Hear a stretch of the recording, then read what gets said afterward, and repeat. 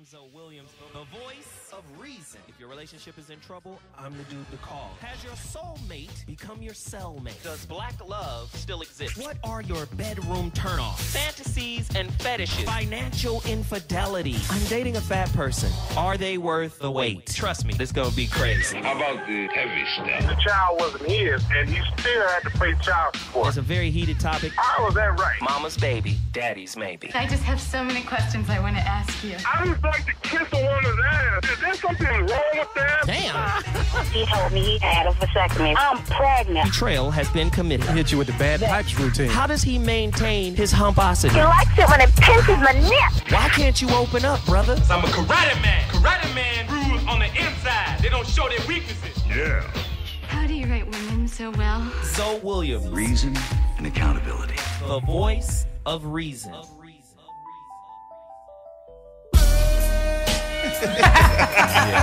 Yes. Knock them boots. Y'all didn't know Zoe was in the band, bro. Did you have a fade? A high top fade? Zoe was in there. This was Zoe's. I was not in this group. Did you have your shirt off? People would definitely believe it, though. Hey. Did you wear boots? That's just a play on our yeah.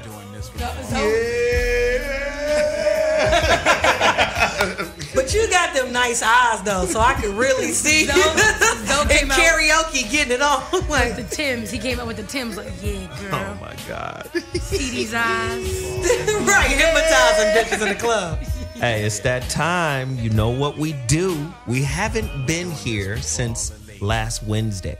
Wasn't last Wednesday's show ridiculous? Ooh, fire. My homeboy Carl will be coming back. I've been talking to Carl. See, you on the dance floor, Carl, if you listening. No, Carl said something heavy. He texted me and was like, listen, I connected with 60,000 souls through that broadcast. He got good numbers, man. It was crazy. I was like, well, okay. How did you add them all up? I don't know. You use a But he was calculator? like, no, he was serious. He was like, 60,000 souls were meant to hear the last broadcast. I believe it. I believe I was like, damn, okay. I know. I was meant. So we're going to bring him back, of course. We got to. You know, he wants to come back. So let's just do this. Today's topic is going to be, I have to do this. I have to. You guys know I went to the Million Man March, by the way. Yes. Million Man. We going to deal with justice or else. Now, today's topic is a play on the Million Man March and Farrakhan's speech. Of course, it was titled Justice or Else. Today's topic is, what's your definition of or else? We've got to have this talk. The number to dial is 844-55-1. This is what I want you to do. Of course, this is a Million Man March recap. We're going to be talking about boycotts in general. Do they work? Marching, does it work? Should we march? Should we not march? Even if we march, are we going to get any real change? Are we going to see anything out of it? I don't know. But we're going to talk about all of the issues that are going on in the African-American community, our relationship status and quality, all of that. We're going to deal with it. And I really want to get everybody's opinion on it. Education, the black community, solutions, black male and female enmity. What does that mean? Angst. Oh, okay. I know what angst means. Jeez, we're going to deal with it. I swear I went to college. Get to your phone lines, 844-55-1. That is the number to dial. Please participate in today's conversation. It's not a conversation unless you call us and talk to us and give us your solutions. And we want to know, do you think the Million Man March was effective? Do you think it will be effective moving forward? I could tell you this. All those millions of people, I would say it was at least 2 million people. I don't know. I just know it was a lot of people. It was a gang. No, it was women. It was kids. And my thing is, the stereotype that is prevalent for black men and women. There's angry black men. There's angry black woman. There's thug niggas. You know, just the perception is black people are dangerous. Right.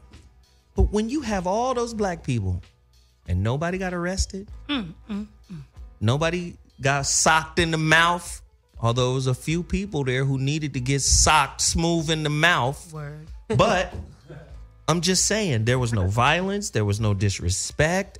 Just the overall vibe of, man, it is all good was there. That's what's up. You know, I enjoyed it. I mean, I can't tell. People, every 4-5 steps, oh, shit, that's Zoe. He here. Oh, hell, brother, can I take a picture? Hell nah. and they knew everybody. Everybody. It was Whitney, Red Panda, Aarona, Veronica. What? Listen, Nice. for every show, Jeff Brown, Mark Goulston. Oh my God, brother, you changed. It was college kids. Nice. It's dope. It was college kids, man. It was amazing, man, just to see that the voices are reaching everybody. I was in the damn airport. Zoe! Oh shit, you here? It was crazy. Nice. It was bananas. The love was deep. But was the march effective? Moving forward, will it be effective? Is marching effective at all? Was this just pomp and circumstance, a parade, a cultural spell we have to cast every now and again just to feel like we're unified, but there's no real substance behind it? I mean, I want to know what you guys think. Please call me at 844-55-1. Today's topic, once again, what's your definition of or else? I don't know. I'll give you my opinion later. But before I do that, let me introduce the whole crew. As you heard me speak on it earlier, and of course they were in here cackling and chattling and shit, giggling and sniggling. Let me start. Sniggling is hilarious. I feel like such a child right now. I'm putting that, writing it down. It's like nigger giggles. Yeah, sniggling. I'm just saying. Giggle. I knew. That sound like cookies. I knew exactly what you was talking about. These little Snigglins. These little snigglets in here talking shit. Niggas giggling. Is that like sniggling. Big Newtons? That's like the Hood Muppets. I feel like it's the Hood Muppets. What are the snigglets are coming on, guys? Nigga cookies. Man. Sound like cookies. Dang, that's Oh my good. God. So let me introduce Whitney Tabor, Realionaires, Team Tabor. Yeah. What's good? Hey, Million Manners, Man Marchers. I should have went, man. I just need one of y'all. I don't need a million. I'm just playing. I need y'all. I need you all to stand. Stand tall and strong. Happy Indigenous People Day to all my Native Americans out there. I'm Native American. For real Native American, not just like, oh, I'm part Cherokee princess. Like, real legit, I grew up on a reservation. So, shout out to that. And Christopher Columbus, boo to you, bro. Boo to you. That's Mr. Steal Your Country. Mr. Steal Your Country. Yeah, not Mr. Steal Your Girl, Mr. Steal Your Country. Okay. And of course, next to Whitney Tabor is Aarona Lopez. Well, hello there, folks. How art thou? It's Aarona Lopez, nerdy, sexy, cool. I'm lame and unashamed as long as you call me by my first name, because that's what matters. Bada boosha. Bam. Sniggly diggly. Representing Chi-Town. Shout out to Christopher Columbus, the original swagger jacker. We see you, pimp, with your dead ass. With your dead ass. Glad you're gone, brother. Damn, right? And on the phone, of course, Veronica Conway. BC! Oh, hi. I just want to, celebrate Columbus Day by walking into somebody's house and pretending that I discovered it and sit down and take all their shit and kick them out. That's how I like to celebrate Columbus Day. Yep, that's yeah. Don't forget, sell their children into sex slavery. He did that too. Hey, well, That's right. Listen. That's right. So, Happy Indigenous People Day, y'all. Yeah. So, I want to know everybody's opinion. We got callers calling in right now. Let's get the lines cracking because I want everybody's opinion on this. Let me just hit y'all with some questions. What are the necessary steps that need to be taken in order to execute a successful protest? What is your definition of a successful protest? A peaceful protest. Yeah. I mean, and if you were to compare protests, right? Could you say the Million Man March was as effective as the bus boycott in Birmingham? Ooh. 844-55-1. Are these protests, and I'm talking about in our day and time, are these protests less effective and more about pomp and pageantry? How do we quantify the success rate of a protest?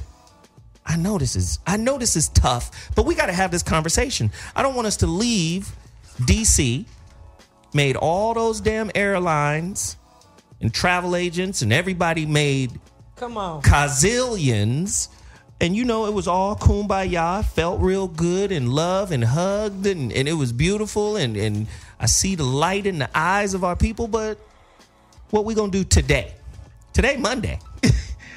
That shit is already in the past. And in a lot of ways, already passé. What does or else mean? That wordplay. Okay. You figure deals how I get down. What? Already in the past and already passé. You better get it. I used to rap a taste. Sniggly diggly. A bunch of sniggling going on. Sniggly diggly. That's all I'm saying. That's the word of the day. Whole day. I'm just asking. Occupy Wall Street versus the March on Selma. Which one was the most successful? The LA riots versus protest in Ferguson. Why are these types of protests generally unsuccessful? Fuck. What does or else mean to you? What you gonna do? Or are niggas conditioned to enjoy safe protest? Which means I'll show up so long as there's no real skin in the game. Because, if the threat was anybody who shows up here, we gonna tap your phones. Because America is about big data right now. When you start talking about the NSA, CIA, and all of them, this is big data. You know what I heard recently? That they created this selfie, so everybody keeps taking pictures of their faces. So now all of our faces are recognizable in a database. How about it? Because we're doing it ourselves. So they can't. They're not stealing. They're not tapping in. How about it? We're giving them all they need. Well, y'all know that there was talk that we supposed to get barcodes at some point. Sure. And microchips. Hey. What is your social security card is a barcode. You already got one. The RFID chip. This is real business here. I'm just saying, like, we march, we yell, Black Lives Matter, Black people matter. You give us resources. But then what? Like I said, we don't put ourselves in harm's way. Like, let me just do this. Is the Million Man March that happened Saturday more effective than what the young kids did in Egypt? Do people even know what they did? Y'all don't know when they took over Egypt? I don't know. A couple years ago? Fill your girl in. They up the uproar, the riots in Egypt. They was like, enough is a motherfucking enough. And they went hard in the paint. And then the revolution happened in Egypt. And then a lot of it was chronicled through social media, through Twitter, because they had a whole blackout on their information, on the media on them too. But they took to Twitter and let the world know. Twitter used to be revolutionary when it first came out. Well, it's how you use it. Twitter is like fire. Fire isn't evil. I mean, you can warm a bottle with it, or you can burn a house down. You better come on now, Zoe. I'm just saying. We early in the show. Damn it. I'm just saying. I mean, look at the way Instagram with the videos and all the, Eric Garners and all that, seeing all the videos. I don't have television. I haven't had a TV in like 7 years, so I never would have saw it without social media. A lot of the things that have happened. So I framed it up. So let's get to it. 844-55-1. I want to get opinions from all of the panelists right now. Veronica Conway, let's start with you. What do you think? Like, do you think it was a meaningful event? Do you think it's going to have any positive or any beneficial repercussions moving forward? I do, and I'll sort of speak briefly to why, and then I want to talk a little bit later on maybe about the questions that you were asking about the differences between revolutions and when they're effective and when they're not. Yes, in beautiful. This country. Beautiful. Because I've thought a lot about that. I'm a student of violent and nonviolent revolution. I love it. And studied both. And I've looked at nonviolent revolution, like how do you create revolutions in a commercial sense, right? Mm-hmm. And I've been a deep student of that. So I will say this. I think that there was a few things that Farrakhan said in terms of the or what else. Because there's a few themes that he's been talking about lately, right? So he talked about 10,000 men with a security force to police the police in our community so that they can't just continue to come in and crack our heads and we not do anything about it. He also talked about, which is what you talked about a lot, which is boycotting Christmas. So that's the other or else. With economic, it's around security. And then, interestingly enough, one of the other things he said, and it wasn't necessarily an or else, but it was, hey, black man, if you keep calling your woman a bitch, you're the problem. Well, he started that statement by saying women stop calling each other bitches. That's where he started there. Absolutely. Then he went to the man and said, now you can't call her that either. Oh, we got a problem. Exactly. No, okay, that's agreed. So he talked about her importance. I think that's a real big piece. He talked about the importance of the sister. And he talked about I'm sorry, Veronica, because this is such an important part to me because I was listening to him. I actually tried to film some of this when I was there. But he said, if you're hating on the woman, you're the enemy of us all. I thought that was... That's crazy. I thought that was ginormous in what he said. Yep. I mean, that was huge. And what I liked the way he framed it was he made sure that he didn't leave the woman's responsibility out of it. He was like, now y'all can't call yourselves bitches either. So that was big. Right. That was big. And then he had women come to the stage that were really, a demonstration of femininity and womanhood. It's like they're warriors. They know how to cook. They know how to take care. They're women. And so I thought it was beautiful in the way that he championed the idea of like black womanhood. And so to me, that's, and this is what you do up on the show. It's that's got to be a conversation across all of it around black relationships, because until that's restored, as you know, like we will be as fragmented and fractured, and we will be as up for grabs as we are if we don't have relationships together. So that's what I thought his 3 planks were sort of security, economics, and relationship. I mean, there were other stuff that he talked about, but I thought that was a very important framing conversation. Mm-hmm. I thought. Good shit. Hey, Whitney, do you think the Million Man March was successful, will be successful? Do we have to wait to see some results? I don't know. I mean, if you think of the March on Washington, it led to the Voters' Right Act, which, they're always trying to repeal every year. Every chance they get. But it led to something. What will this Million Man March lead to, Whitney? I'm not going to lie. I don't know if this generation... I don't know if this generation really cares about fixing things. I think they are all about show. Ooh. I think they're all about... Whitney. I really think that this young... And I'm not trying to diss the younger generation. Yeah, you are. It's cool. I mean, I can... All right, I'm going to diss you fools. I'm low-key part of it. You know what I'm saying? But I feel like a lot of people that went probably just went so they can get a couple pictures and say they went just to say that they went. You know they did. Just so they can Instagram a picture. Just so they can pretend that they're down with the cause, but realistically, they just want more likes. Was it more about being there for the historical aspect of it than it is for the actual work that is required to change the nation? Is that what you're saying? That's what I'm saying. This generation is lazy, man. We don't, look, I just said it. We are lazy. So claim your shit, Whitney. I'm sorry. I just woke up from a nap. I'm lazy. Okay, I'm with y'all lazy kids. I'm with it. Like I'm just kidding. I'm trying to do something. At least I'm trying to talk about something positive.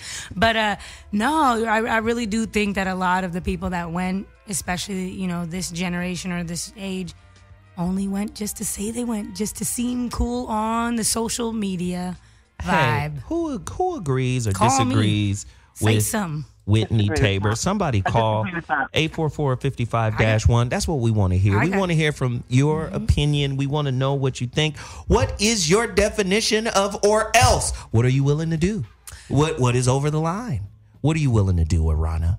I'm willing to move to Toronto. Get the fuck up out of here. Holla at Drake. Drake gonna be our Moses. He gonna say, let our people go. And we all gonna go to Toronto and be with the OVO crew. Ride through the 6 with our woes. Tell America, forget about it. Here's my thing. I feel like I'm agree with Whitney right here because I think the social media, generation, we have a problem with confrontation. We do everything online. We're cyber bullies, but we ain't gonna pop off in your face in your streets. As wild as people wild out on the internet, you get in the elevator, ain't nobody gonna say nothing to a stranger, let alone, be bold and, talk about the outfit or you need to change this or whatever. But you post a picture online, people feel like, well, you can't see me, you don't know me anyway, I'ma just go in.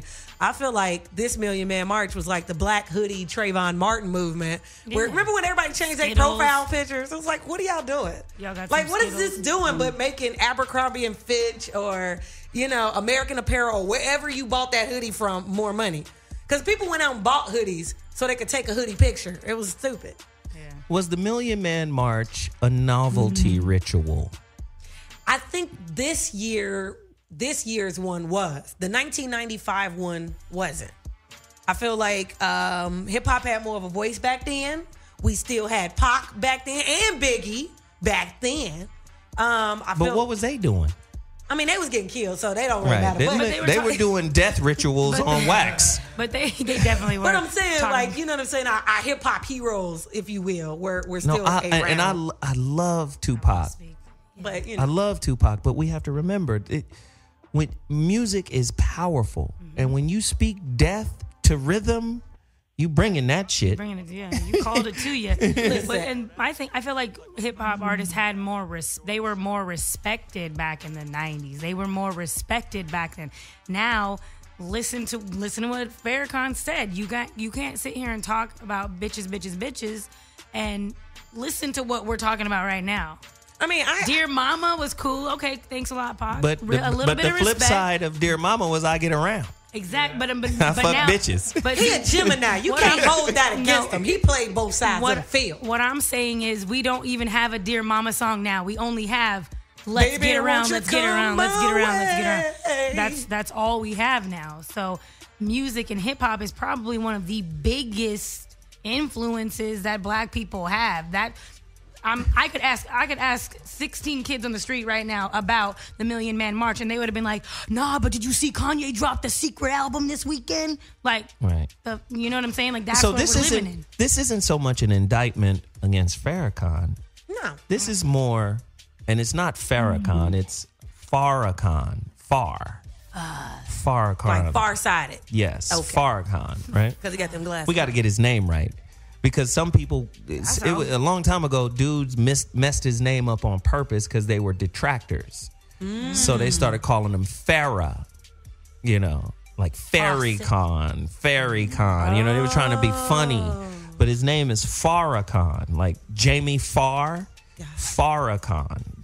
So we got to get that right. Get to your phone lines, 844-55-1. Are blacks today simply too scared to sacrifice their bodies for the sake of a better life for future generations? I tell you what, I'm not going to sacrifice. I'm going to say bitch. I am fluent in bitchology. And I'm going to call people bitch. Listen, because here's what you're not going to do. You can't let my freedom of free speech override race, class, gender, and all of that. Like, I still am a human, and I want to be able to have the freedom to express myself. It's one of the reasons why I do comedy. I want my free speech to matter. If you acting like a bitch, I'm going to point you dead in your face and call you a bitch. If you're looking fly, I'm going to be like, bitch, You better get it. I am a part of a Facebook group. I don't even know how I'm a part of it. It's called Bitch I Thought You Knew. No BS. I don't even know how I'm a part of this group. And I don't even know if it's empowering or if we just bragging. Like if it's Bitch I Thought You Knew, or if it's no, Columbus didn't discover America. Bitch I Thought You Knew. Like I don't know.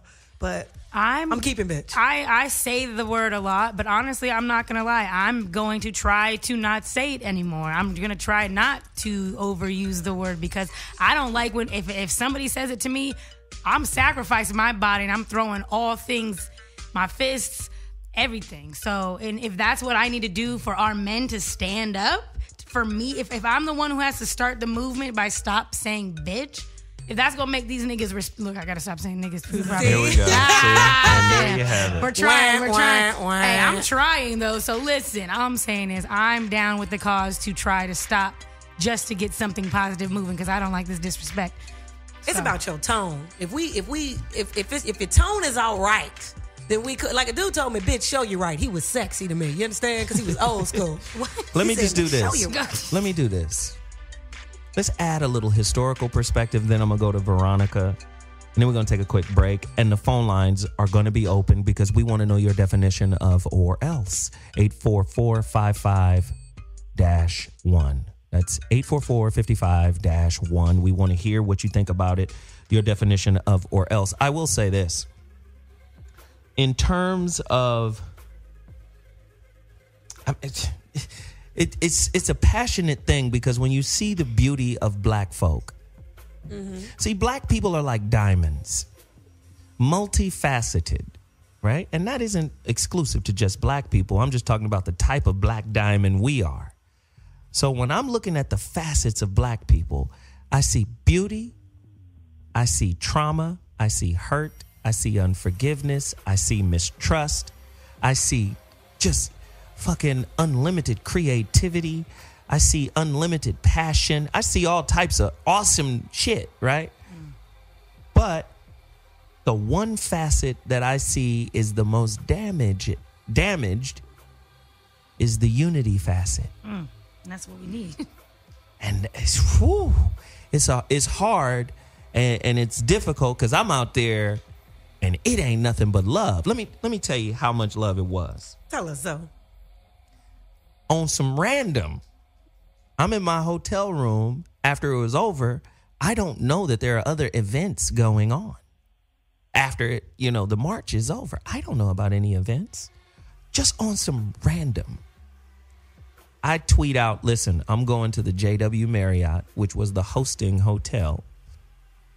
I say, I'm going out there. If anybody listens to the show or participates, just meet me over there. There's about 30 people at the damn lounge. Nice. Chilling. From just listening to who listened to the show. That's really I walk in, I see my homeboy Big E. I ain't seen Big E in 20 years. What's that? Big E was a football player at Pasadena City College. Squad. Soon as I walk in, he go, "Oh, nigga, my nigga, oh." And he didn't call me nigga though, but he was like, "Damn." He was like, "I know you go by Zo now." He said, "But brother, I just want to thank you." I said, "For what?" He was like, "Nigga, at PCC, you were in the quad banging on fools, and I wasn't trying to hear you. You was talking about history and culture and fuck the system. This 93, 92, 93, man." And he was like, "God damn." He said, "I wasn't trying to hear you. I was on my way to Arizona State to play football. And now," he said, "it took years for those seeds you planted to grow. Now he's up high in the FOI. So he was like, it's because of you that I'm here. Wow. I wasn't really listening, but everything you said stayed. Just to be in that beauty, man, it was awesome. Listen, Veronica, I know you got something to say about what we were talking about. You want to wrap it before we get to break, and then we're going to come back to callers? Yeah, well, I think I just want to say that there are some really fundamental, I think to go back to the initial question that you answered, which is what makes a march sustainable or quote-unquote revolution sustainable. What's often missing is that there's like Ferguson was an inciting incident, right, for this particular round of revolution that we're experiencing. And we got really clear about, who the dictator was. Same with Occupy. Lehman was an inciting incident for the Occupy movement to start. We got really clear about who the dictator was, financial inequality. We got really clear about the messaging of that. But the reason that Occupy, for example, didn't go as far as it should is because they didn't they found the dictator, but they didn't decide a vision, and they didn't take that vision and politicize it. In other words, the difference between what Occupy did and the Tea Party did, the Tea Party said, what's our vision? We just want that nigga out of office. That's really all we care about. We care about obstructing every damn thing that he's about. Great. We have a vision. That's our only vision, but we're going to put some money behind it. And they put money behind it, and they ran their candidates. And so now, if you look at what's happening in the Republican Party, all the factions are with the really radical side of the Tea Party, but they've gained control of both legislatures. And so that's the difference between Occupy and the Tea Party. When you're talking about how this country works, if we don't rally to get some money and put money behind and buy our politicians and install politicians that do our bidding, then we'll never thrive in this particular, as long as this system exists. Okay. So I'll leave it at that. All right. So listen, we got to take a quick break. You're listening to Hot Button Radio. This is Dash Radio as well. Dash Radio is the network. Hot Button is the station. Voice of Reason is the show. I'm ZoWilliams. This is what we do. 844-55-1 is the number to dial. Veronica said something exceedingly important. I need you guys to get to your phone lines because we want to hear what you think about it. Oh. When I come back, more questions, and I see the call lights lighting up. Get to your phone lines, 844-55-1. We'll be back in 2.2. God damn, Cool Mo D. Jesus. Y'all missed a live concert with Zoe in the break. Zoe had every word to every song. That was dope. Christ. Knowledge is king. Ooh. Fire up against your navel. Hey, listen, if you're just tuning in to the Voice of Reason on Hot Button Radio, we having a real one right now. Which is today's real house nigga or field nigga? The well-to-do elite or the impoverished lower class? Which one is the real house nigga or field nigga? Because if you ain't got knowledge of self by now, you are a bum. Jesus Christ. Our people, man, we in a tough situation. What is your definition? I'm going to the phone lines right now. What is your definition of or else? When we say or else, we're talking about Farrakhan's speech and the purpose of the Million Man March, which was justice or else. Or else what? What are you willing to do? What's your definition? Call me right now, 844-55-1. We're going to South Carolina. We've got Jeff Jeezy on line 4. What up, Jeff? Hey, Jeff. Damn right. You better get it, Jeff. Hey, no, I'm about to get it. And I'm mad. I'm angry right now because I'm not from Charleston, but I live in Charleston right now. And I went there. I drove up there. I drove through. It was closed roads. I sacrificed to get up there. And when I got up there, it was so worth it.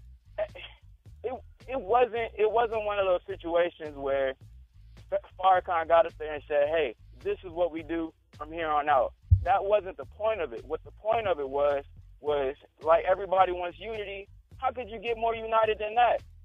If you was there and you ain't passed out no business card, or if you was there and you ain't shake no hands, you ain't had no intellectual conversations with anyone, Farrakhan was just the symbol. He was just the vehicle to get people to go there.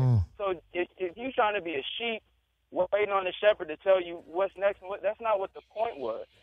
And that's all I got to say about it.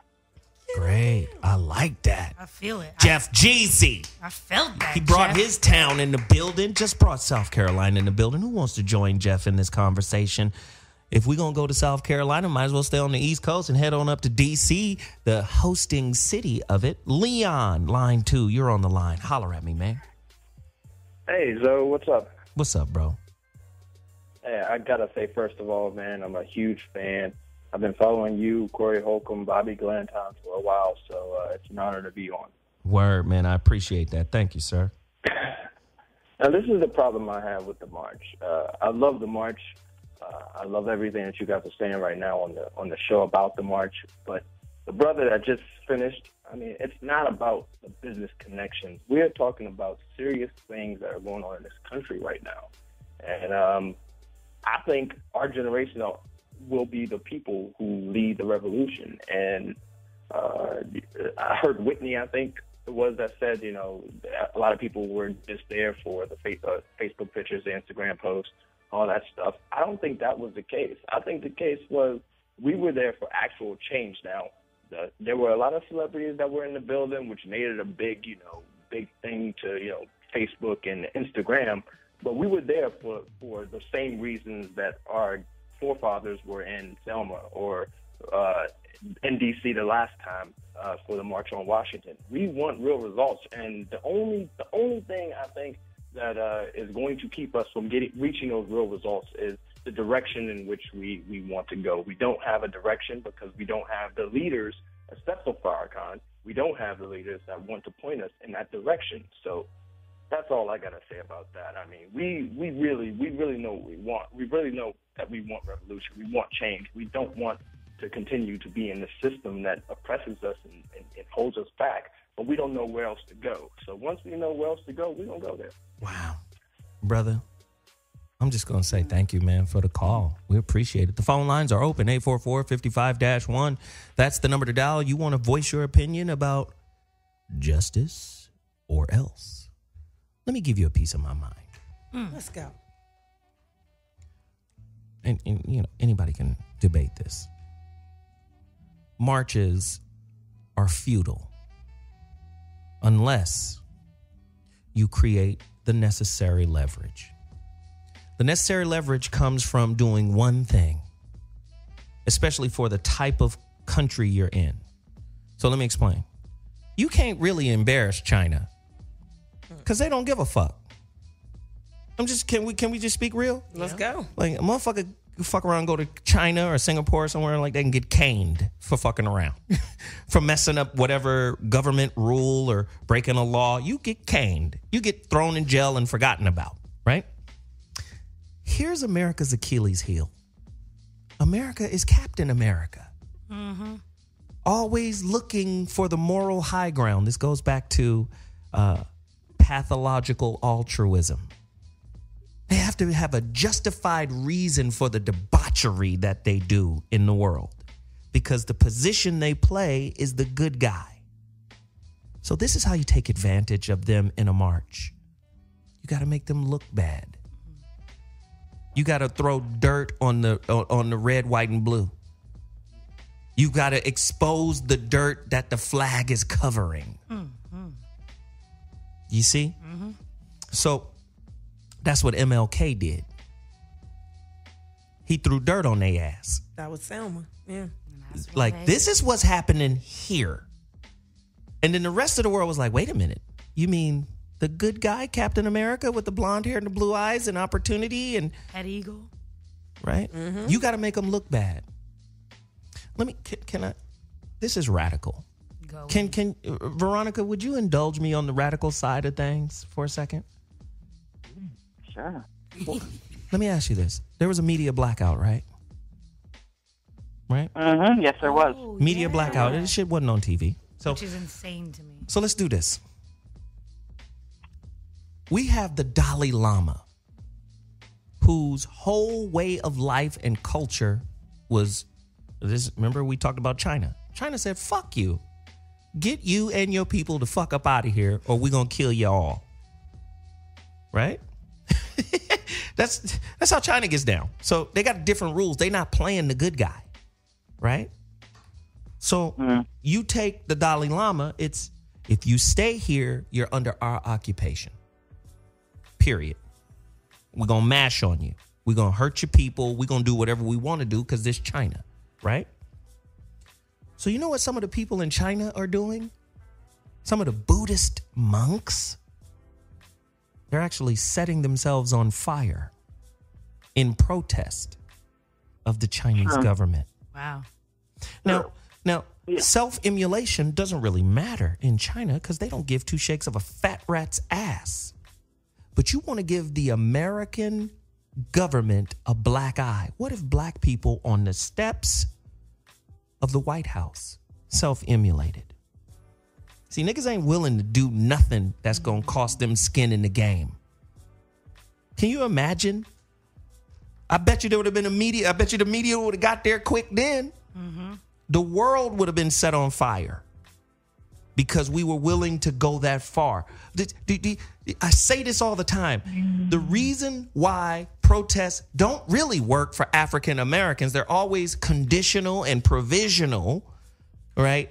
Incremental changes in the law, but still, you're still locked in and you're still subject to, for instance, the Voters Act.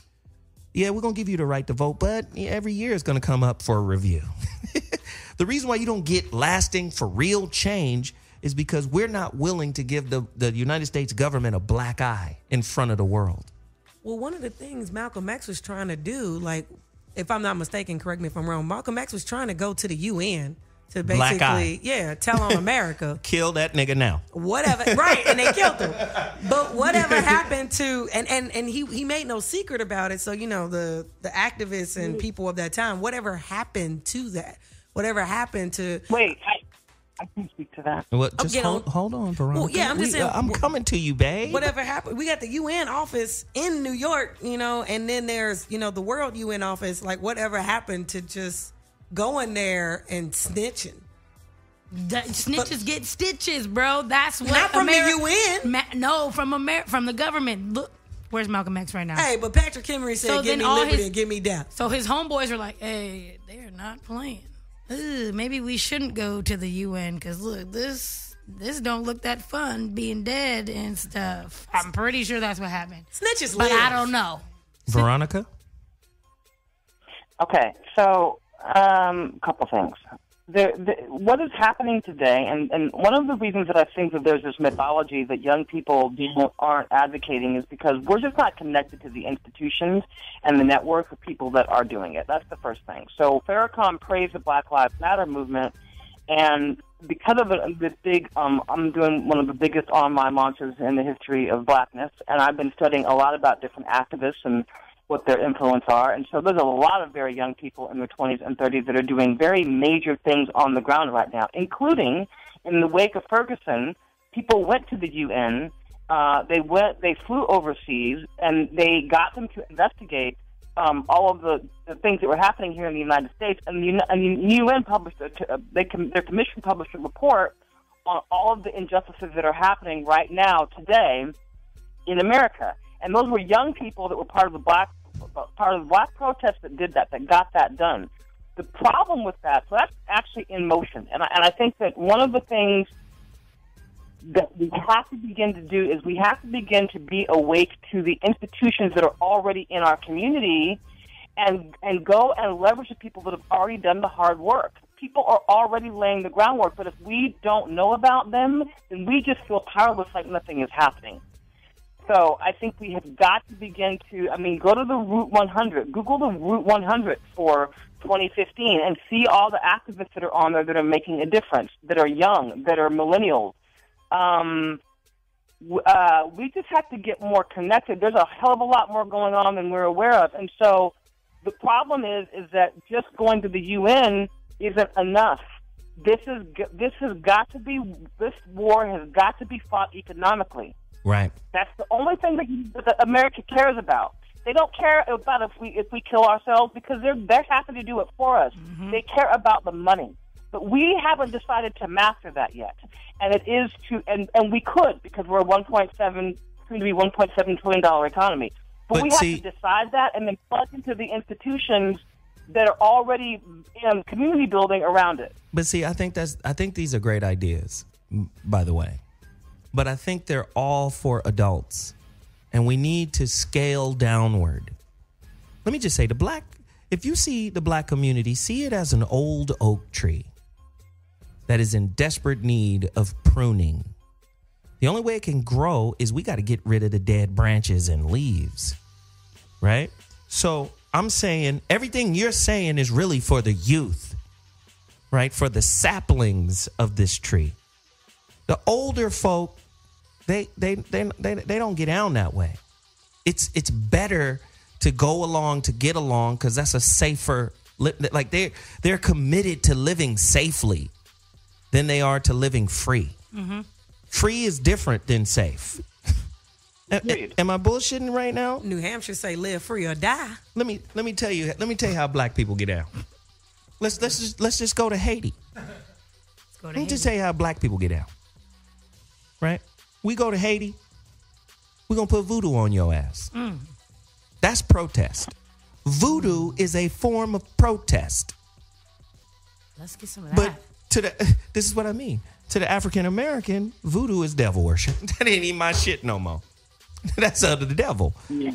But do you understand what I'm saying? We're scared of our own religion, fundamentally. Which was what we were programmed to think. Now, so we're getting controlled. Let's not forget now. The Christian used to be a martyr, and it meant something about martyring yourself. So, okay, maybe we don't kill ourselves. Maybe we don't set ourselves on fire. Maybe we don't become an actual martyr. But why don't we just martyr our wallets? These niggas don't want to do that. I'm going to tell you why we don't want to martyr our wallets from the system. Call me if you think I'm lying right now. 844-55-1. We get meaning from the products they create. The products they create give us meaning. That's true. So if I martyr my pocket, what am I worth now? That's real. You want to know what's so interesting about that? Like, and you know, we know he a little touched in the head, but Kanye West, right, really tries to speak on that and speak to that. And this little new fashion line that he got coming out is kind of expensive slave clothes. Exactly. It's kind of, but see, here's the thing. This is my problem with Kanye. Kanye have great ideas. Great ideas. Gemini. Yeah. You know, and then he'll ruin it, you know, with his own pointing. Because the idea of what if we just make being fashionable cool with basic stuff? Why do we need labels? Why do we need this? Fine, Kanye, that's great. But why are you charging $600 for these rags then if that's what we doing? Because that's the same, you know what I'm saying? The same thing that created the labels that are overpriced and all of that stuff. So it makes us feel like something to have the label because it's like, do you know how much I paid for it? The rags, regardless without the label, with the price tag is still the same thing. So it's like he was there and then he missed it. You know what I mean? I feel like the younger generation really needs to focus on what's really important in life and who cares about money. Why don't we just try to love one another? This sounds real hippity-dippity. And what's our word? Niggly-diddly, whatever? Sniggly. But I'm just being 1,000. Like, being broke, but being I would rather be broke and respected than rich and somebody's new slave. Do you know how much financial shaming goes on in the African American community? Off top. I got it. My homeboy. I got it. I got the solution. Here we go. Let's move to Fiji. Fuck Fiji. We could live off of $4 a day. You playing. I don't need no dollars. I'm going to grow my own corn and just kick it on the beach. But feel me, okay?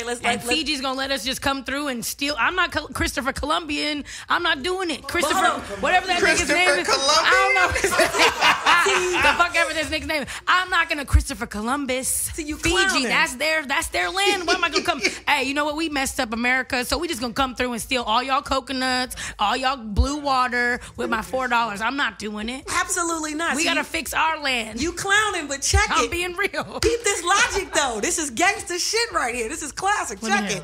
You talking to people, right, where the average, our poverty line is $12,000 to $20,000. That's our poverty line, okay? All right. You talking to people, especially if you get people on the higher end that's making 100,000 plus, which, that's not hard to find. But you talking to people who make anywhere between 40,000, entry level college student, whatever, waitresses, bartenders, etc., anywhere from $30,000 to $50,000. And we all move to a place where we can live and have extravagance and beautiful scenery for $4 a day. We create our own NBA because black people are creative. Shit. All right? We create our own NBA. If we create, what is it?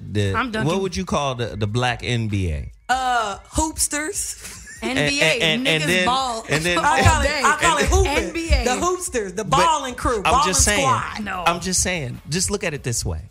Because you're making a great point here, but look at it this way. Because I just had a kid where I had to explain to him, if you get an offer from Stanford, you go to Stanford. Oh, we going. Fuck every other offer you got on the table. Mm-hmm. Why? It has knowledge, influence. man. See, but it's more than just knowledge. It's that network that you're gonna have. But above and beyond that, kids are looking. Just hear what I'm about to say. Kids in this recruiting slavery, they're looking at the college in the same way they're looking at brands, tennis shoe brands. So Stanford might come across as less glamorous. Stanford might be a Reebok or some shit. Like, I'm not going to Stanford. I'd rather go to UCLA. That's a Jordan. They're looking at it like brands. So when you tell black people, right, to create their own brand, they automatically devalue it in comparison to. Like Shaq's. What happened to Shaq shoes? Well, what about Starberry? Starberry? Those two, Shaq and, what is it, Stephon Marbury's? Yes. Like, they killed it. See, but we were like, nah, you ain't the best. Get these bubblegum buckets out of here. These Shaqs, you can get some Shaqs right now from Ross. Me and my homegirl tried. We tried to bring Shaqs for real. We were trying to talk shit, but I completely agree with y'all. But what I'm saying is the problem is the value we place on the thing to begin with. So if we take the value off of it, we free ourselves up to a whole new reality. Because let's forget brands and stuff for a second and talk wealth principles, right? 4 principles of wealth is income accumulation, saving and investment. Simplification is one of them. If we simplify our expenses, all these BS taxes we paying, state license plates and registrations and parking tickets. I spent $3,000 in parking tickets because I lived in Westwood in 2010. They was getting my ass. Money that I worked for. Where is it? I could have put that toward I could have put that toward a business. I could have put that toward an invention, something practical. But then how could you stunt on your neighbor who's on EBT? Because that's really what everybody wants to do. Oh, I got a Cadillac and you on the bus. That's really what we're all doing. We need to stunt on coconuts, man. Oh my God. I want to hear your opinions, ladies and gentlemen. 844-55-1. We've got Charlotte on the line. Eric, line 2, holler at us, bro. Yo, what's good, man? What's happening? Yeah, I agree with what everyone is saying right now, especially Zoe, about buying things that mean something to you. And you touched on Starberry, Stephon Marbury a few minutes ago. I got a pair of those sneakers in my closet, and I bought those not for balling, but because it was a symbolic purchase. Mm-hmm. You know what I mean? Yeah. So it's not like Jordans or anything like that. But that's my main point. And when you mentioned the black NBA a few minutes ago, the closest thing we have to that is N1 mixtapes and Harlem Globetrotters. Yeah. And we don't even own those. So from my perspective, people buy Jordans because it's the most expensive thing that they can purchase on a consistent basis that's not an expensive automobile. So hey, man, that's my take on that. Eric, that was such a powerful point, and we appreciate it. Thank you so much for calling. Listen, if you want to bring your city into the building, as Charlotte just left the building, get to the phone lines right now, 844-55-1. He makes a great point. Let me just say this. It's a social status. It's a symbol of I'm dope. I got paid. I'm paid. I got bread. I'm wearing Jordans. Mm-hmm. But listen, we quick to talk about boycotting Christmas and boycotting Walmart and boycotting all of these major corporations. Let's boycott niggas who don't support. Michael Jordan got to get boycotted. Of course. We got to call Michael Jordan to the floor. Where you How at? you sleep at night when you know there's a line wrapped around a local store and then people are stealing your shoes, killing people for your shoes, you got to be able to say, well, damn, what can I come out and say something like, hey, y'all, it ain't even that. It's not that serious. I would come, if it were me, this is me. I would come out and say, listen, I know I make a lot of money. You know, Jordan comes out and says a couple weeks ago, oh, I've made more money last year selling my shoes than I made in my entire career playing basketball. Okay, great. You stupid, filthy rich. Great. At some point, you got to say, you know what, though? The shoe ain't that damn important. It costs $8 to make. Y'all killing each other for $8 worth of material. It ain't that serious. Do you know the type of iconic figure that Michael Jordan is? Do you know the repercussions of him, what the repercussions of him saying that would be in our community? It might make people pause. I'm glad you say that, because you know what you're talking about? You're speaking directly to perceived value. That's exactly what Jordan is. Jordan is a mogul. He's an icon. He has a perceived value.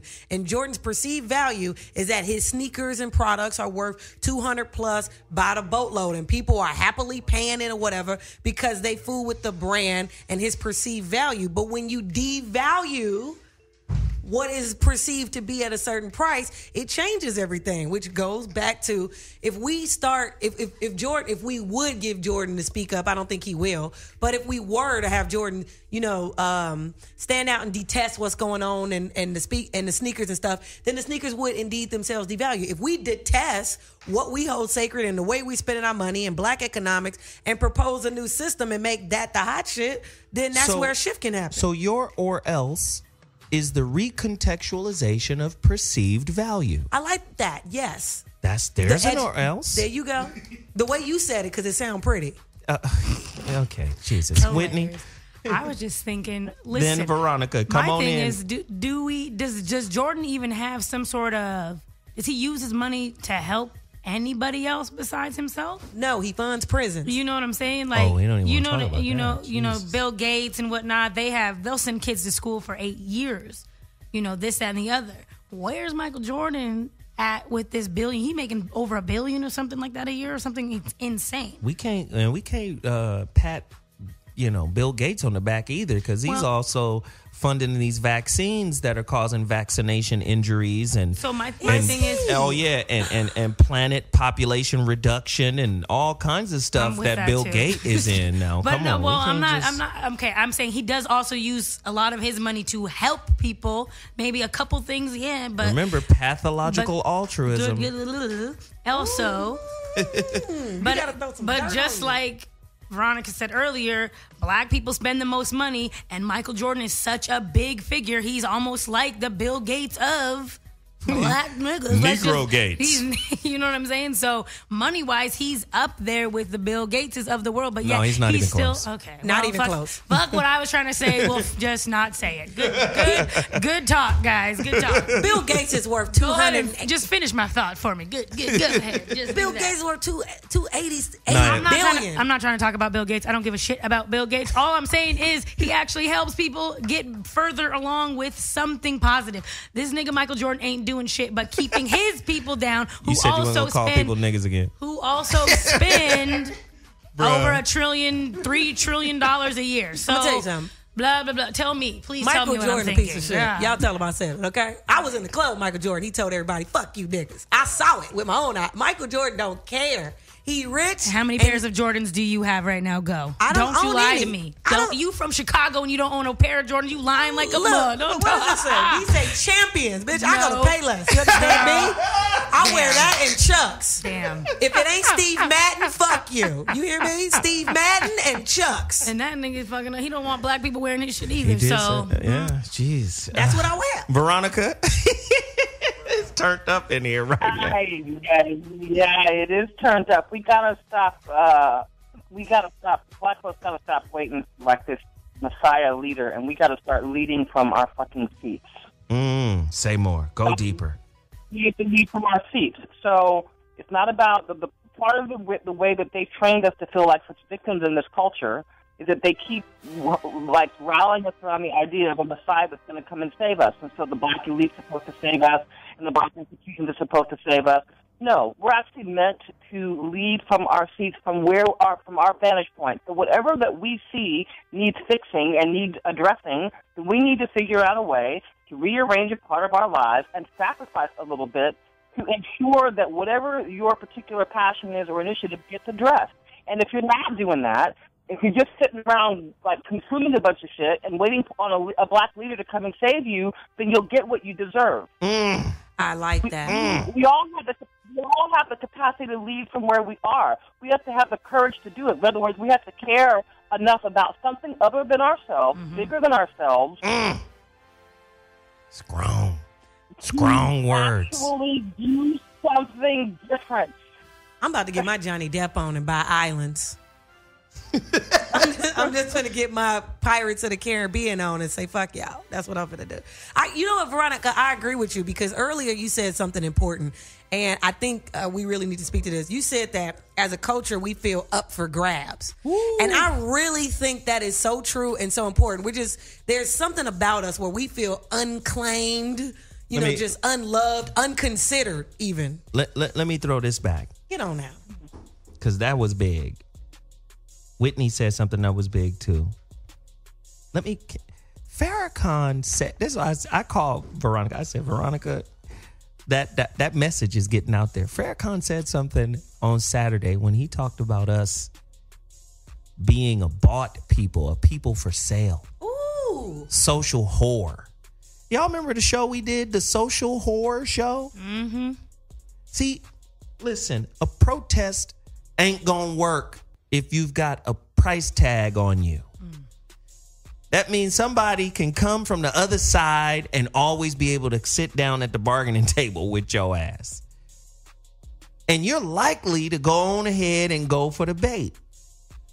We are a bought people, right? If you don't have a definition for yourself, a definition of success, a definition of love, a definition of marriage, a definition of God, a definition of education, a definition of politics, a definition of psychology, a definition of philosophy, if you don't have your own definition and what you consider to be successful was written by somebody else, or in this case, rewritten and claimed by somebody else as theirs and then taught to you as this is our shit being taught to you.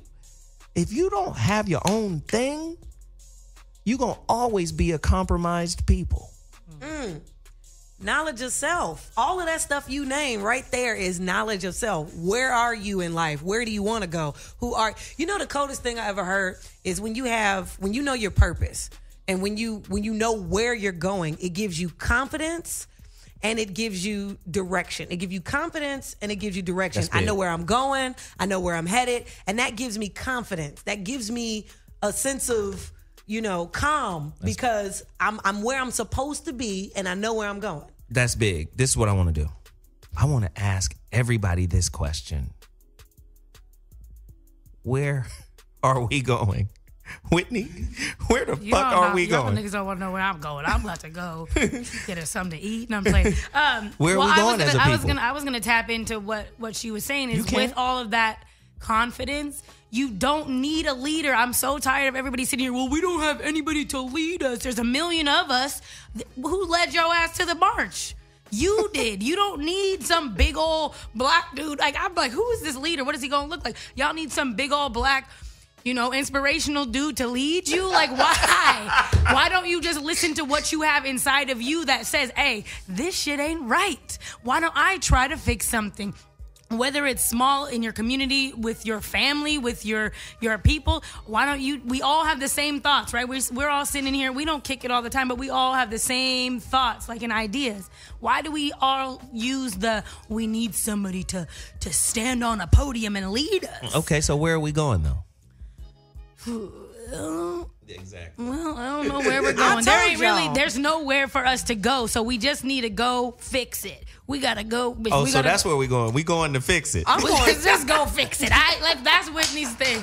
Let's just go fix it because we can't go nowhere. We don't have a real home because we in this random Christopher Columbia. What's his name? Columbus land. Columbia. Mm-hmm. Christopher Columbia. We all over here with this fool because he started the slave trade. So we ain't got nowhere to go. So fix where we at. I'm either going to Switzerland or France. friends. I'm gonna pull a Tina Turner or a Josephine Baker and denounce my citizenship. I'm out of here. Hashtag go. I'm going to Belgium. Hashtag fix I'm it. going to Fiji. I told you I could be a millionaire in Fiji with $20. Y'all playing.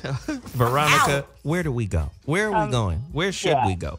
Here's how I see that it works from my vantage point. So when I first lit up my own vision, right, I got a vision for myself. In other words, I knocked out enough of the negative programming, negative belief sets, right? That's part of why I do hypnosis and all this stuff. Then my vision got ignited, and it became big enough that I then said, oh, well, I created a national movement called Black Coaches, right? So now we have a national organization, international actually in some ways. And then our vision connected with other institutions' visions. So George Fraser, Black MBAs, NFBPA.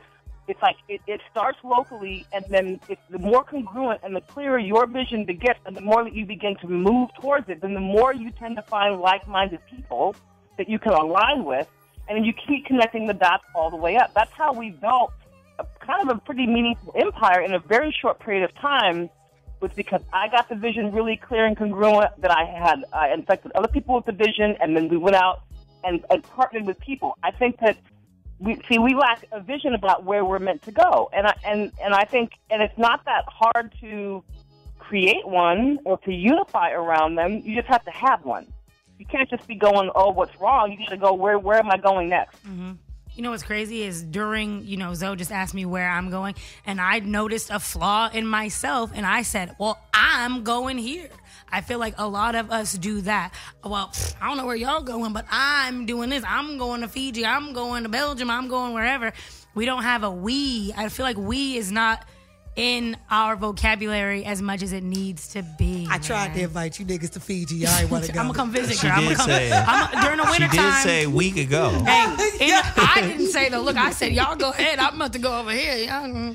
Listen, the phone lines are cracking. Let me get to these people real quick. We want to know, what is your or else in terms of justice or else? I mean, I've always said a conquered people can't make ultimatums. Ooh. Mm. I like it. Like, you're subdued. Psychologically, emotionally, financially, you're subdued. That's like somebody staying on your couch making demands about what they won't do in your house. Right. Or even worse, a motherfucker in jail going, you will feed me. Right. What? Fuck you, nigga. Excuse me. Turn the lights off. Turn the lights off, nigga. Go to bed. You going to the hole. It's cool. Right. I'm just saying, that's who we are. Right. As a people. Mike, line 2, holler at us. Mike from DC, what up? Mike. What it do? What up, man? Speak on this, man. What it do? What's happening? Hey, boo. You know what I'm saying? I had wanted to talk on when y'all talk about them Jordans. I know they're a little high, but that's what they made the Jumpman for. They made some cheaper Jumpmen cost still $100 though. Y'all better get them Montel Jordans and quit playing. Shut Y'all up. better get them. No. Another thing, like with the Shacks and the Starburys, I mean, I'm all for economic, feasible pricing, but them Jones look lame as shit too. You know what I'm saying? And you ain't gonna get At least get the same designers as the Jordans. No, I understand what you're saying, but seriously, I mean, if it's gonna cost a life for a pair of shoes, I mean, if you got roaches, you shouldn't have Jordans. Speak on it. Come on now. How you gonna kill a roach without How about some that? Jordans? I'm just saying, like, if you got roaches, you're impoverished. I mean, it's the same concept. Why would you have a luxury car and you live in the hood, in the ghetto, in a project, in an apartment? So you can stun on your neighbors, that's why. But do you understand, like, the whole concept of being defined by what you have is the problem. Your sense of success is connected to what you've accumulated and what you think is valuable. Who made it valuable? Did you, or did the marketing and promotion from Nike? They definitely. Come on now. They captured the spirit of a man in a shoe. And it makes you think that somehow you're elevated above your destitute circumstances. And you're actually not. That was so appropriate.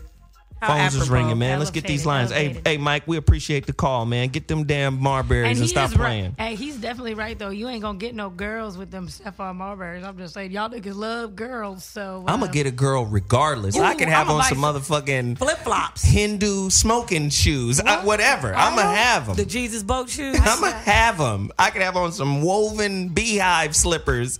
I'm going to get the women regardless. I'm going to buy you some for Hanukkah. You want some of this hippie dick, bitch? You feel me? Ew.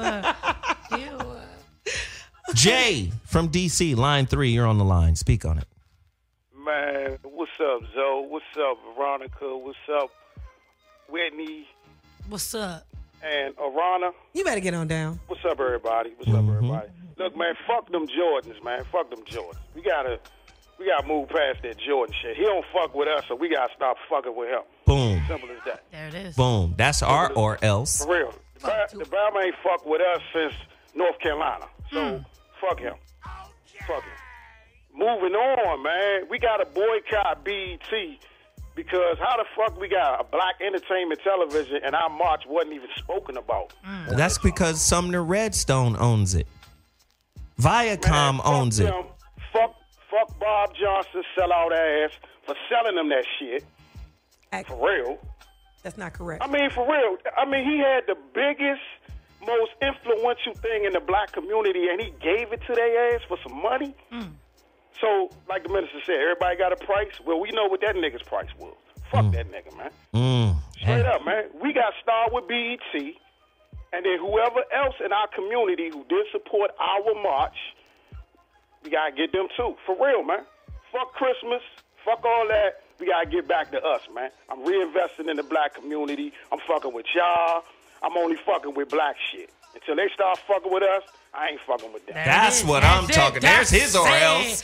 That's what I've been waiting on. Good call, man. I'm with it. Who's scared? See, listen, that's real talk. And a lot of black people scared to talk like that. Yeah. How many people scared to lose their job to stand up for some shit that's right?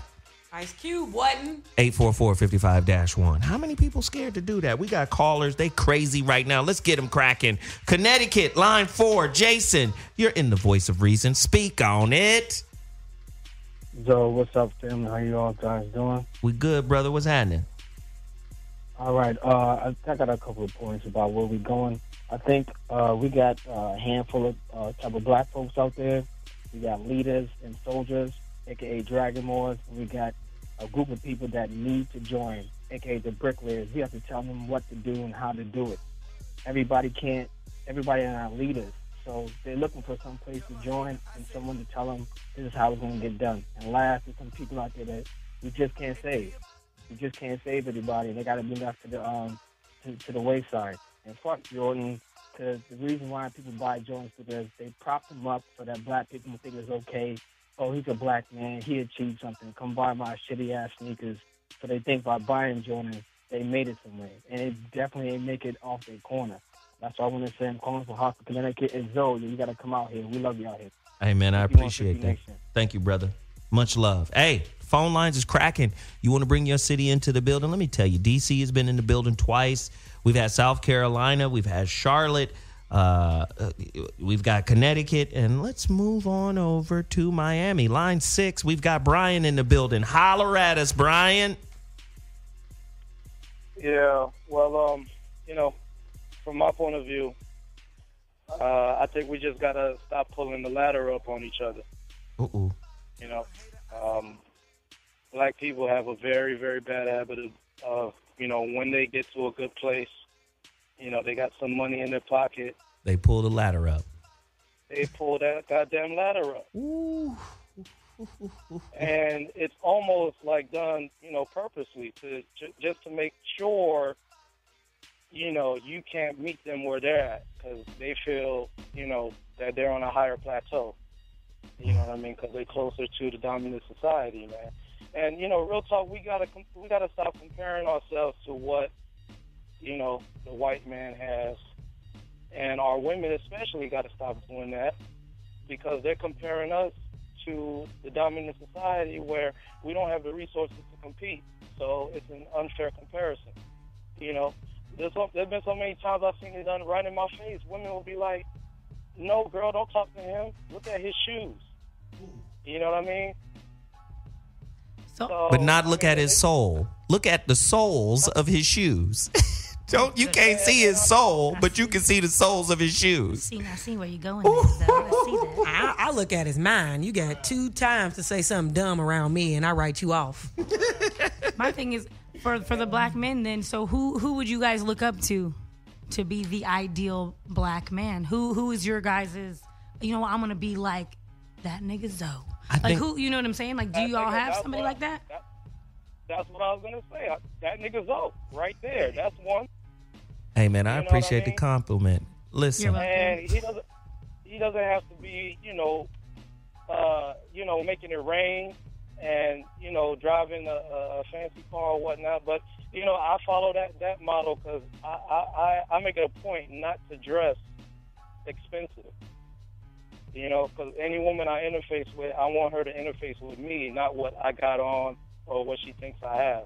I definitely. You know what I mean? So at the end of the day, I'm going to get clowned, but, I'm being true to myself, and I'm not putting on an act for none of these motherfuckers out here. Amen. You know what I mean? Because my jewelry, like Kendrick say, jewelry in me, not on me. Wow. You better get down. Trick them bitches. Listen, real. hey, man, I appreciate the call. Thank you so much for that, Brian. You're listening to Lost People Radio. We're trying to find ourselves today. Call us at 844-55-1.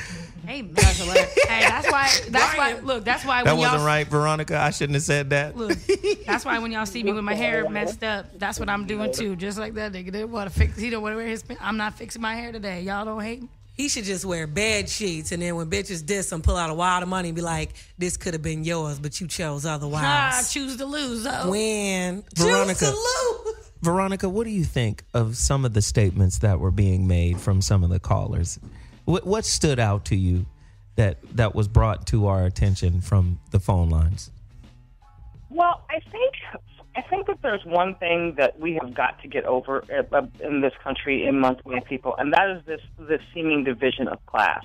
Now, I would say at the very, very top of the elite chain, there's some real shenanigans. In fact, I have a friend that did a lot of business with Bob Johnson, and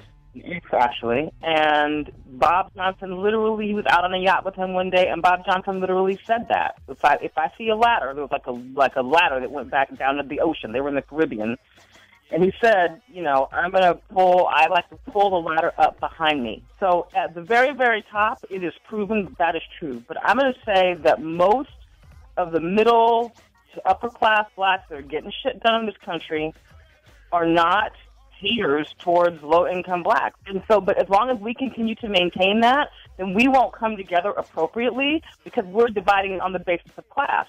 And that's, I'm just saying, I've been around a lot of folks that fight for civil rights that are in the battle every day, and they are fighting the real fight. Just because we don't know who they are, and just because we have some fantasy about how they're going to treat us because of money, a lot of that shit is the fantasy. That is not true.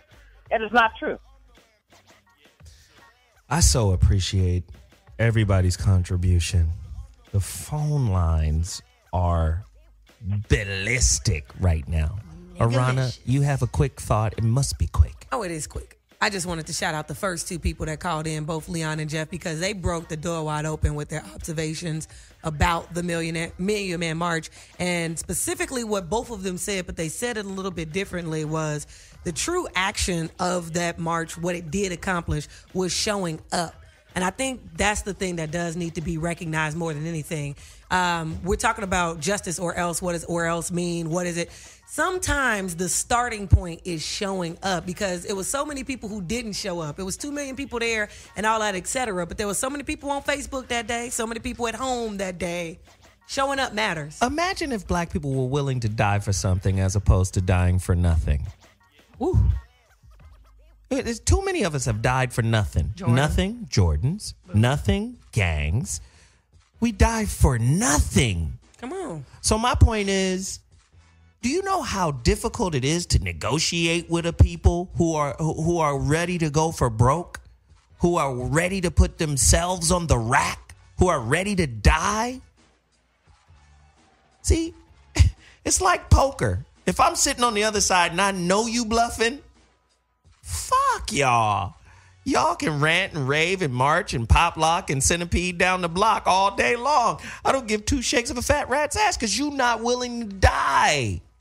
Didn't Malcolm X say that in the movie? Denzel said that in the movie. Don't ever cross a man that ain't afraid to die. I'm just saying, Gangster. I'm telling you, we are a neutered people.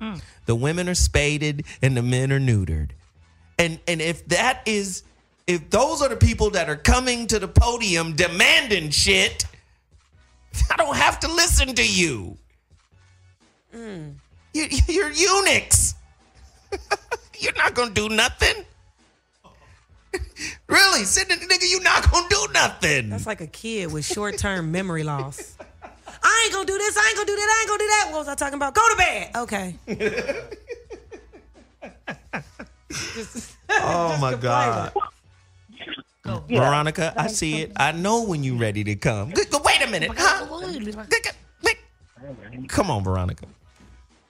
Okay. I think that it's really important to understand because there's a lot of people that, so for example, Susan Taylor in Essence Magazine, or Network Solutions, or not Bob Johnson BET because he's scandalous, but there's a lot of people where they've tried to go in and they built up a company to a certain point. It was a black-owned company. They would go to black people to try to help raise money to expand or grow or whatever. Ebony Magazine, all of them. And so, but we don't rally around economically. So we've lost all of our major black assets, the ones that educate our minds and the media and all kinds of stuff. So shame on us. Part of it is that we are so in self-hatred and so much in self-hatred of each other and so much of nigga you ain't shit and bitch ho, which is really just code for you're not valuable. And so we're so attuned to that we don't know how to rally around and even keep our own assets in our community, even though we're like the 20th largest economy in the world. I forget what George has the statistics on that, right? So we've got to start to look at each other as assets instead of as liabilities, because until then, we'll never rally around and fund and organize around the things that we need to be organizing around, as long as we see each other as a liability. Wow. I love that, Veronica. God, I love you. I love it. Let's go to line one. We going to Joe from Houston. Oh, my God.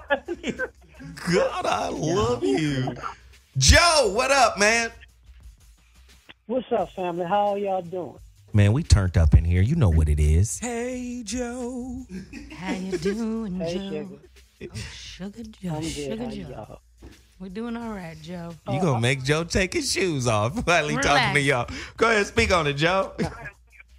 I might say something that people might disagree with a little bit when it comes to using Jordan as a reference. I hear people keep saying, fuck Jordan. And the thing about that is this. Two things. Maybe you could say fuck him, but look at what he did, and he knows how to win. Maybe we could be mad at him, but make a blueprint of that's how you win. And the other thing about that is, because he's employed black people in high positions and they make millions. He owns a team, and those players that are black make millions. This is like hating Floyd Mayweather, but the people who fuck with him, whether they feel like they crossed him or not, they're still millionaires. Good point. So that's winning. I like but that. on the flip side, we got to get in touch with our inner sellout as normal people, maybe middle class and lower class. Because nobody told y'all fucking asses to go buy a $200 sneaker. Come on now. That ain't his fault. You know, now if you say fuck them Jordans, don't walk around here buying fucking Gucci shoes talking about I'm really balling. See, we have to check ourselves sometimes because we on that bullshit. Don't buy the Jordans even though it's a black man with a black company. You might not like them. I understand that. But if you're going to buy Versace shoes, Gucci shoes, iPhones, you might want to shut the fuck up. Ooh. Hey. I love it. That's true. That was hot monkey grease. Call in. That's what I want to hear, damn it. This is for you. You know y'all didn't all go. Well, damn near every nigga in the world was down there. It was at least 2,000 niggas. 2 million niggas, in my opinion. You know, some people be, you know, I'm reading tweets and stuff. Some people be like, why are you using the word nigga? Because I know what it means. You not using it because you don't know what it means. That's another thing. Reclaiming the destiny of your history. Reclaiming knowledge of self. You got some people who won't listen to other people because they might be Christian.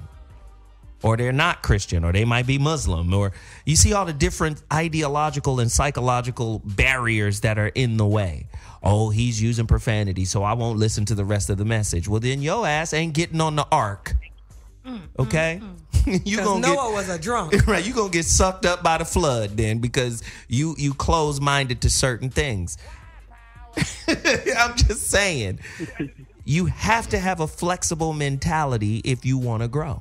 You have to. You can't have this bedrock ideation that things are the way you were taught. Things evolve and change. And I'm going to tell you right now, I have so much respect for the Minister Farrakhan. 82 years old. Now, let me just explain. Yeah, he's 82 years old. He need a sign that say so. Okay. Let me just say this. And he's been the leader of the Nation of Islam for at least 40 years. Doing so all right. Let me just Farrakhan, I got to say his name correctly. Farrakhan. When that brother was young, Farrakhan was the anchor of the relay race. You know, you put your baddest runner on the end. Mm-hmm. That's the anchor. Because he gonna smoke everybody when he get out the blocks, right? Yep. Well, at 82 years young, we got to put Farrakhan at the front. And now he's ready to start passing batons. Yeah, man. So the ideology and the philosophy that he had in place has to be modified for the newer and upcoming generation. The generation edge, the children that are born with digital gadgets in their hands who understand what it is. We need new ideas and new constructs for them. Mm-hmm. I'm just saying. We're at that point where we really got to get over our self-hating ways, our self-destructive ways, our non-cooperative ways, our non-recycling of black dollars, our negative evaluations of each other, our devalued appreciation of it. We got to get rid of all of that if we're going to hand off this, or if we're going to receive the baton from now the start-off runner of the race. When he was younger, he was the anchor. Now he starts the race. What you gonna do? What is your or else? 844-55-1, Voice of Reason. This is what we doing. I got to take a quick break, but when I come back, I'm going to the phone lines, and we want to hear your or else. What's your definition of it? Voice of Reason. Hello, everybody. Recording live from somewhere. Wow. Dang. Jesus. Peace to the gods in earth. 5% nation. Jesus. Ooh. That was fire, man. I just love the music, man. The music of revolution. We're here, man. The real revolution is ideological. There's so many people think the revolution is violent. It's not violent. It's ideological. When you upgrade your limited, mediocre thought processes, you then upgrade your life, your experience, your living experience.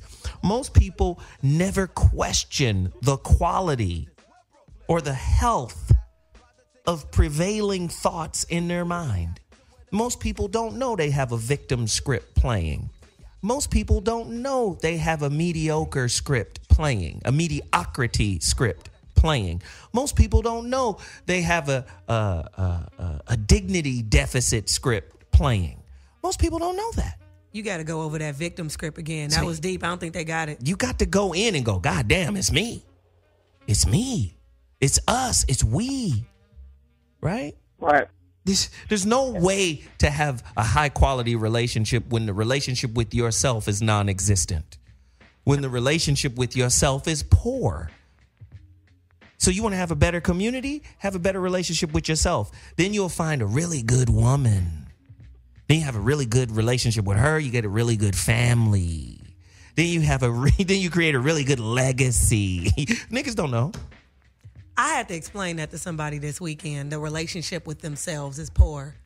Like I am friends with somebody who they cannot stand to be by themselves and enjoy themselves and converse with others. Like they need to do things to occupy their mind so that they don't think about anything at all. And I'm like, you running from yourself and you ain't gonna find nobody that way.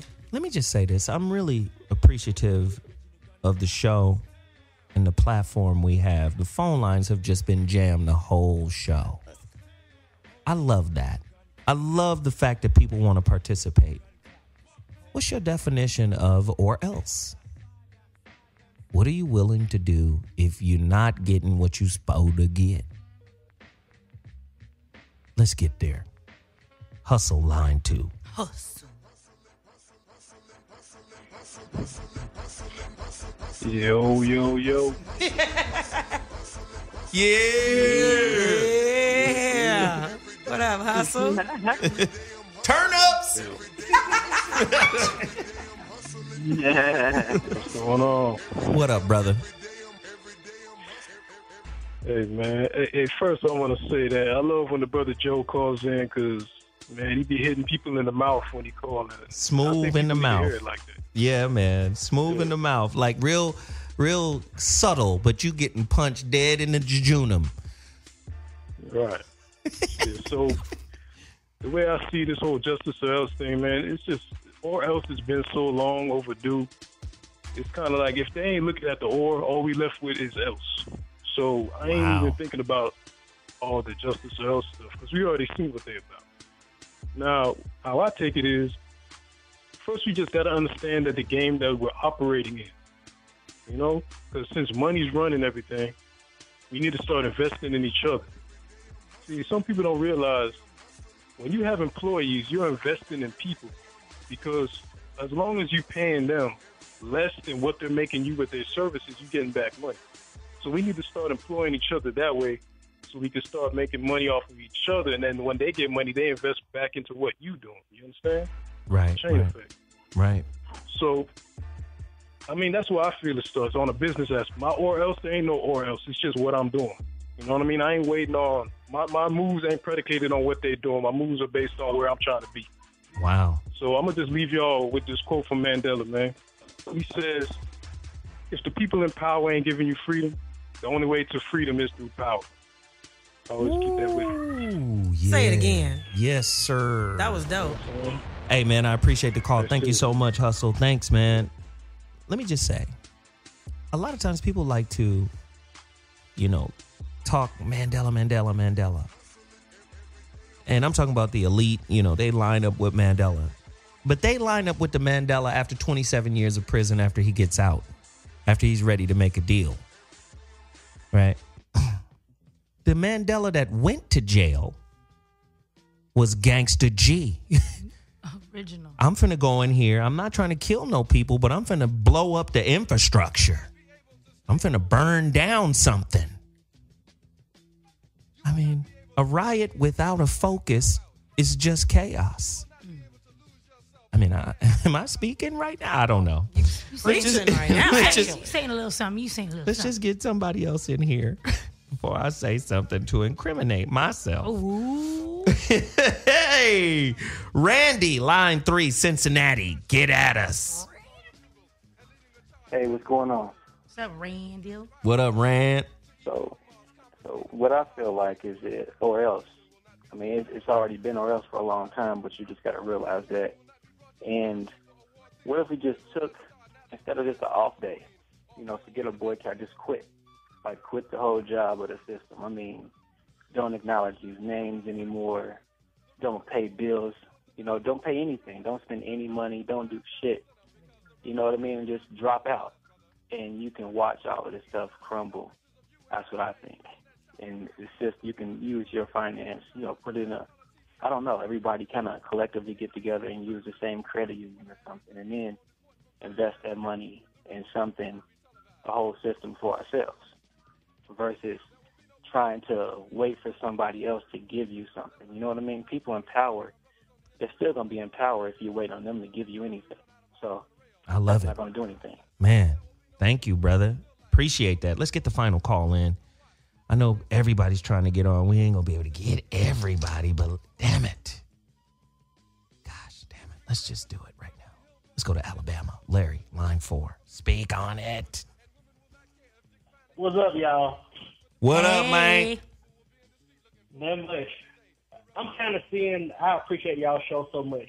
What it is, because I said something last week when I called, and about how our pattern of success is stopped, and y'all just answered it for me with this show. Because, like in the Bible, like I don't believe everything, but how they say, write the vision, make it plain, is only for an appointed time. So really, we got to show people. I mean, every man and woman, they have a vision. Like Farrakhan, like the Billion Man March, that was Farrakhan's vision. Michael Jordan, that was his particular vision. Mm-hmm. But we got to show people how to write their own vision. And now, when you write your vision, the only way you're going to see it is that you won't lie. I mean, the vision's not going to tell a damn lie. So as long as folks out here still lying, they can never write their vision. They're not accepting themselves. So I feel like on the Mandela part, I mean, he destroyed some buildings and everything, but the white man still destroyed their minds. I mean, we have to get to the point to where we got to elevate our countries and look at destroying minds. If you're gonna, look, you got to fight like I learned. The weapons are warfare, not carnal. So carnal is guns and knives. So you have to use your mind, and and actually create something instead of like Michael Jordan. That system that he's in, he did not create it. He's not a pioneer. So that's what I'm thinking. Like Mandela, once he indoctrinated himself, he's not a pioneer either because he just accepted the system and they boosted him up. So I feel we have to get leaders. Really, we have to create our own. Like we have to write the vision ourselves. I got you, brother. She got to figure out how to write it. Yeah. Hey, I got you, man. Hey, I thank you so much for that. I appreciate the call. Man, the phone lines is crazy. Aarona, you had something to say? Yeah, I was just going to say, I agree with everybody that's saying that we need to start our own. But the thing about starting our own, when you start your own, that's what it really means. That means you have to start all the way over. Like Zo said, you can't be making demands in some place that ain't your shit. America is not our shit, really. Like, we here, but it's not our shit. We like the house guests. You know what I'm saying? We living on financed property right now. The house guest that got grandfathered into the family. Exactly. We living on some financed property right now, talking about what you need to do with the deed that you got that we living on. It's not going to work. Telling y'all, Nicaragua is close and cheap. My homeboy just texted me because he listened to the show. He was like, yo, Colombia is beautiful. I'm like, let's go to Colombia. You feel me? Just start a whole new African tribe down there. Yeah, Nicaragua is close and cheap. I'm just saying. $1,000, you balling. Whitney? Are we doing final thoughts? Is that what we're doing? No, Whitney's a little tired. I'm real tired. She hasn't gone to sleep in 36 hours. A lot, Well, I'll come back to you, Whitney. Come on back. Let's do the final summation. Everybody gets 30 seconds. Actually, I'm going to start with Whitney. And we're back. Hey, guys. I got a nap. I'm good. I'm ready. Hey. I knew your ass will wake up. Millionaires in the building. Man, I'm with it. I'm still going to wear Jordans, though, because I love them. I like the way they look on me. But for real, I hope we had some young people at the Millionaire March because, like I said, technology and all the things that we got going on, I do think that we could finally take control of our country and our freedom. There's a quote. I'm going to read a little quote here. The ultimate measure of a man is not where he stands in moments of comfort and convenience, but where he stands at times of challenge and controversy. MLK all day. So I think one thing that we can do, guys, the music makes me want to be real sexy right now. Get your sexy on. At the end of the summation, the Millionaires is just going to say one last thing. Can I say one? I ain't said nothing the whole last of the show. In the words of the late and great Miss Rosa Parks, I just say we all walk up to them steps and say, nah. And I'm out. That's what she said. That's what she said in 1955. Rosa Parks was like, nah. nah. and she started it. You feel me? So Aarona? It's that easy. It's that easy, guys. Guys, what's happening? Shout out to Veronica Conway, all right? Veronica said something that touched me personally, and so I'm just going to include this in my summation. Earlier in the show, Veronica talked about we had to get clarity of our dream, right? Clarity of the vision. And to simplify it, she was mentioning clarity and attraction. Once you have clarity, you can attract the people and the resources that you need, and once you get it together, you gain momentum. It's all about momentum, folks. Our or else has to be about momentum. It has to be about moving forward together, and moving forward to show progress. Although I subscribe to parts of the American dream ain't Aarona's dream. My dream is to live free, live happy, and live abundantly. And if I can't accomplish that here, I'm going to go take my business elsewhere. That's other I'm going countries. to take my talents to South Beach. I'm taking my talents to Nicaragua, Fiji. Y'all playing games. Go where you are accepted. Go where you are wanted. And if we all go, we can gain momentum and have a nice economy somewhere else. Deuces. Okay, Miss Garvey. Veronica? Yes. Yeah, I think we have to build personal capacity. You know, we have to build personal capacity. So that means having a vision. That means having enough going on that we bring something to the table. You can't just show up at this table with an appetite out here. Ooh. Okay, yeah. You can't just show up with an appetite. You better show up with some ingredients. You gotta build something. You gotta build some internal capacity for getting all this done. So, no, I just hope that we can begin to see that we have the capacity to lead from our seats if we choose to do so. But it is a decision. It's a decision that you make. All right. So my or else is always financial. You know, we just got to financially bully people. Purchase must have a purpose. And the purpose has to be beyond just you. Don't buy nothing that defines you. Buy shit that reflects you. It's different. It's different. I'm royal. I'm a God king. And then this reflects me. But if it's I'm hurt, I'm little, I'm small, I'm broken, and this makes me look like I'm a God king, you're a fraud king. Ooh, you ain't even Burger King. You're a fraud king. The money is fraudulent. Your purchase is fraudulent because it still ain't you. You're still going to get cheated on. She knows it's not you. It's just the accoutrement, the trappings. That's all. You're a joke with a bunch of toys. With a bunch of baubles. Support your community. Love your community. Build your community up. Sow seeds in your community. Every time you think a negative thought about somebody, you ripping a root out of the ground. Ooh, yeah. Every time you disrespect an opportunity that was given to you that you didn't earn, you're ripping a root out of the ground. If you get an opportunity that you didn't earn, apparently it was a part of destiny. So then be respectful. And see what the root does for you then. That's all. I got love for y'all. We got to go. We'll be back Wednesday. Turn ups, voice of reason, dash radio, niggas.